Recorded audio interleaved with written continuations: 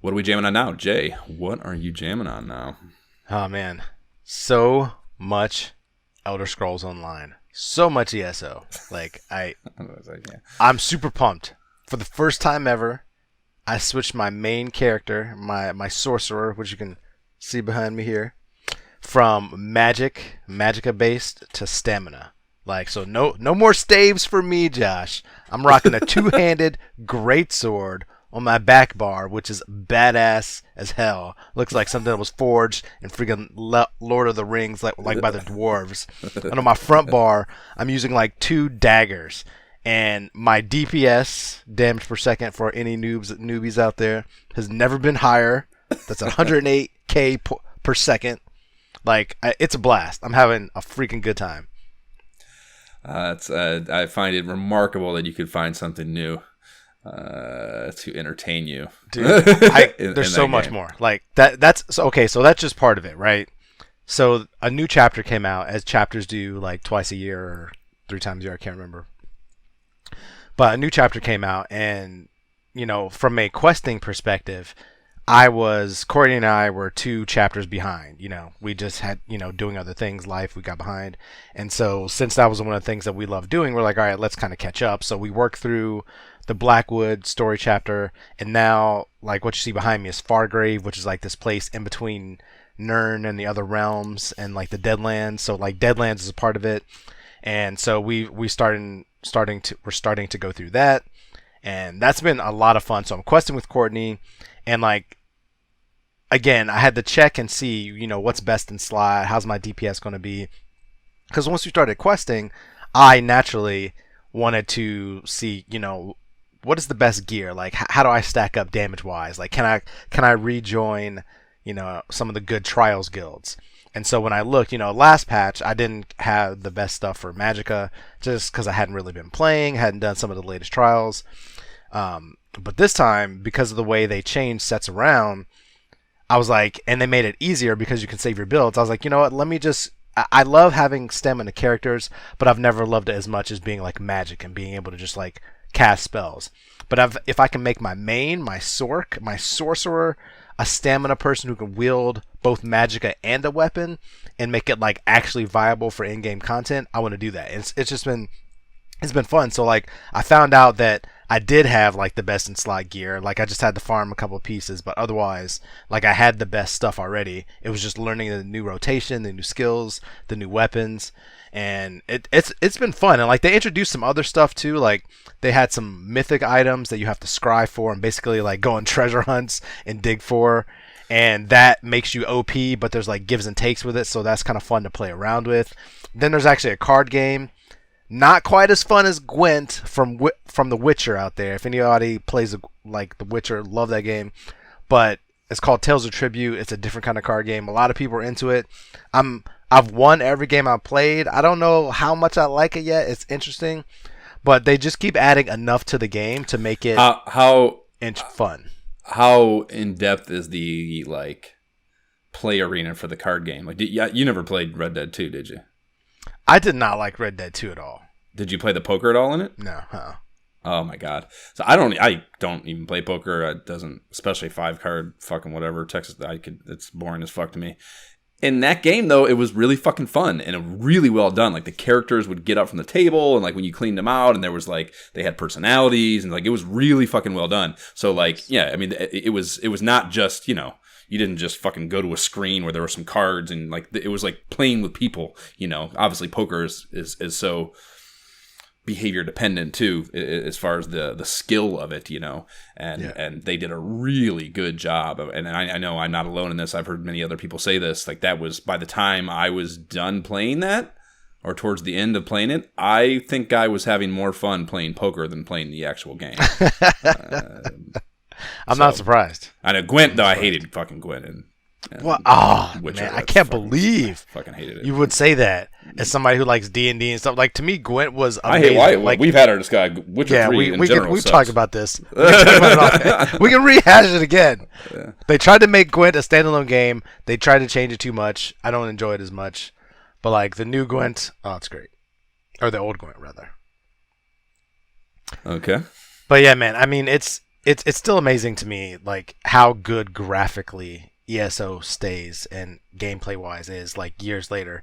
I actually read an article that kind of listed the top 10 MMORPGs, and so because of how good this game is, I wonder what it would be like to play Final Fantasy 14. Like, what would that be like? Have you ever dipped your toe into that? No. In terms of MMO? Yeah. It is Final Fantasy 14 an MMO? I didn't know that. Yeah. Apparently, it's like by far the biggest one out there. You know, as much as I guess that's not like surprising. ESO, Warcraft, and other games are. Like, I didn't know it was that big. You know, so I'm curious. Probably yes. I mean, if you can get into that story world or have been into that story world, I can only imagine it's probably fucking, right, overwhelmingly satisfying. Exactly. If you can handle MMOs, if you're an MMO person. One of these days, Josh. One of these days. I feel like you should like it. You're the type of person who's always reaching out and like connecting with other people who are enjoying the same activities. Like, I feel like you should thrive in an MMO environment. Like, it is your environment. But no, it's not, because it's not. I have those shared experiences and enjoyed experiences with a highly curated, like, people. Like, that's like your guild process. Like, you get your guild, so they like you got your guild. You're gonna be you're still gonna, like, the deal with an MMO is you have to deal with the masses. And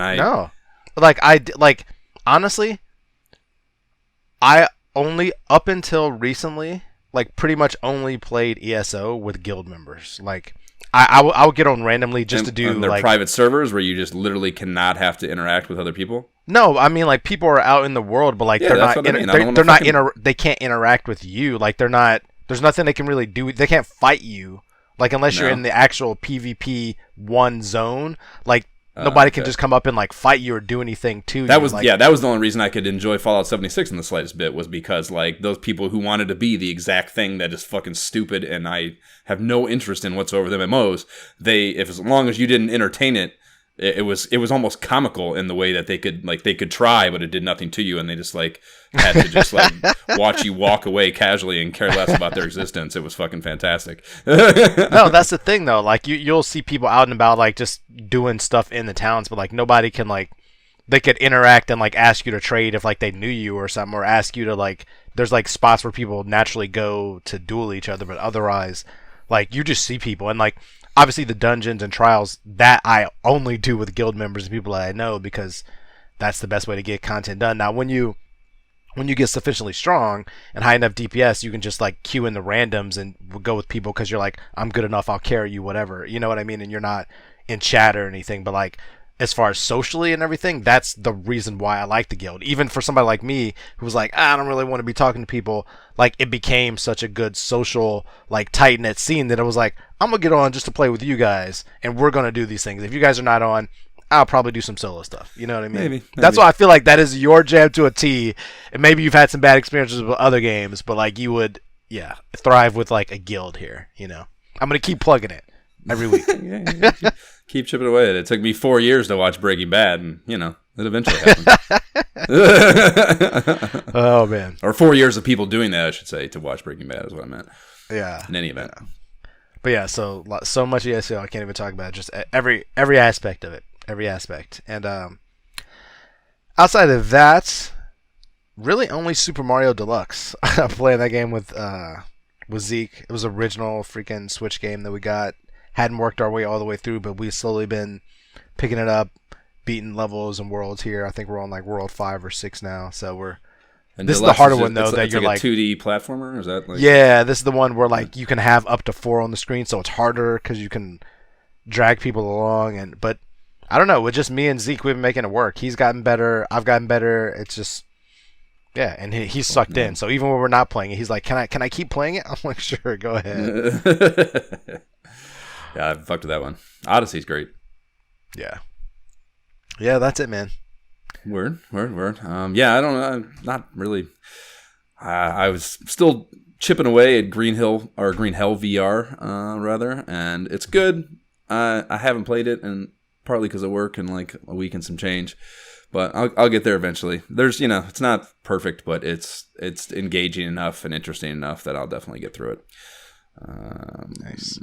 I finished my ball and putter hunt with the Bills Mafia My Shift Key is Broke character build I made in Walkabout Mini Golf, so that was exciting. And now I'm just patiently awaiting the new course drop this coming Thursday, the Labyrinth one. All this that they keep dropping sneak peek and concept art shit and stuff on the Mighty Coconut account, and it just all looks so fucking good. I can't wait. It looks so good. I just saw it right before I jumped on. They like showed I don't know, kind of like a schematic of the world build, and they've built an actual labyrinth behind the putt-putt play area, so there's an actual maze, like a 3D maze that you can go through and interact with behind it, like a huge one, like 3-4 times the size. Like before you get started playing, or if you wanted to during it, whatever. It's an open environment. You can just go over there if you want. There'll probably be shit hidden back there. I'm sure, like the balls and stuff. I'm sure that it will involve the various scavenger hunts, but it looks dope. I can't wait. You gotta have if you have a labyrinth, you gotta utilize it. You gotta hide. Yeah, for sure. Yeah, definitely. Sure. Yeah, definitely embrace that aspect of it, especially with the way that. Yeah, I mean, it is a perfect licensing choice, and I don't know, it seems so. I'm sure there's some sort of Labyrinth IP, something happening with it, another movie or something, and that's why this is happening. It's not like they just randomly picked some crazy shit from the 1980s. I highly doubt that, anyways. So I'm sure. Wait. So you mean like the Labyrinth, not like the movie? Yeah, the Jim Henson movie. No, yeah, the Jim Henson movie, dude. That's what? Yeah. That's even. Yeah, no, all those like those characters, designs, and shit are in there. Yeah. Yeah, like all those crazy, the Mystics or whatever they are. Yeah, all that stuff's in there. All right, now I gotta get up in there. Yeah, it looks dope. I can't wait to see how it's like. I just, there's just no way it does. There's no way it costs $2.99 like the other courses. Yeah, I just can't wait to see what the price is. It's probably gonna be some stupid ass or exorbitant amount, like fucking $17 or something, like 5 times the amount. Still gonna buy it though. Oh yeah, nanoseconds. Like I'm still gonna. It's Labyrinth. Yeah, literally, I will wake up Thursday morning. And the first thing I will do, will buy it so it's downloaded. And the second I can get to my fucking headset, I'll play it. In fact, actually, I've been waking up before I start work here and like spending half hour, 45 minutes just doing a few games. Hopefully, it should download, those games, those courses download super fast. So hopefully I'll be able to play it right that morning before work is although I don't know, I kind of don't want to do that because, then I'm rushing through it. I probably won't do that actually. I'll have to figure it out, Jay. It's a lot of ins and a lot of outs. I'm not sure yet how I'm going to handle it, but I'm definitely going to handle it. And then, just all the usual shit otherwise. I've been playing fucking VR fishing. I'm definitely... it's funny to me how much, I don't know, got reinvigorated I am on that. I'm playing the shit out of that and, like, doing a whole bunch of completionist stuff, filling out my fucking fish tank, like, targeting specific fish and, like, spending the fucking ton of time trying to get, like, one particular fish checked off the fucking list, like, which, there's no... I was like looking at videos because I just there's like a tier of fish called epic, and they're like, of course, the harder fish to find. They're more rare, but there's no like way to they don't all, some of the more rare ones don't have lures or baits they're particularly attracted to, but most of them do. So you can use the fucking crawfish at the depth of float fishing that they're found at, but that doesn't mean you're going to catch that fish. There's a million other fish that, and they can also, I think they tend not to, I think is what they put, but I still think they can, like, if they're supposedly a fish that hangs out at the middle depth, I think they can still bite above or below it too. So it doesn't even preclude entirely things that are supposed to be at where you're fishing at. But even within that, there are multiple fish that even have that specific whatever, low depth, that bait, whatever. So yeah, it's fucking incredibly time consuming trying to catch a specific fish. So, most of the time I'll turn it on and spend 20-30 minutes trying to fucking catch one fish, not catch it, and just move on to another place and like have the same fail state. But for some reason, it's still fucking engaging. I don't know. It's weird. Oh my gosh.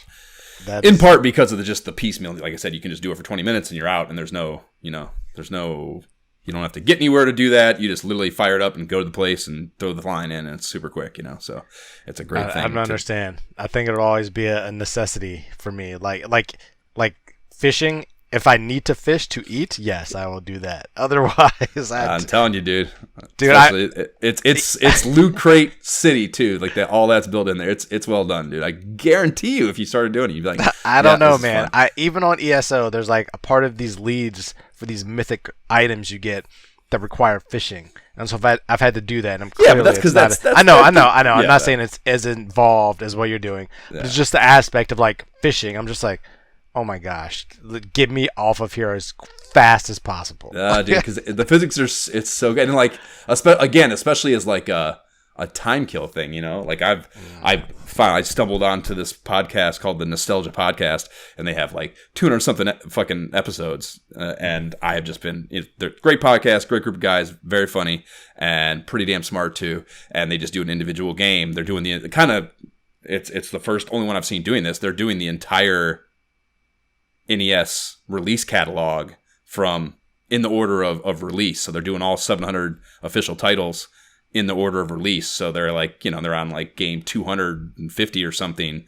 Every game? Like I think they just did actually Stealth ATF, that fucking that oh my god, that Dan Kitchen game. So yeah, they're just going through in the order. So yeah, I'm literally 45 minutes to an hour doing at 1.5 playback speed on a video game, and I'll sit and listen to that and just fish. That's what I've been doing in my spare time down here. So yeah, dude, it's great for that kind of thing where you just, if you don't even want to have to dial into something, but just want some visual stimulation while you do whatever else you're doing, like it's perfect for that.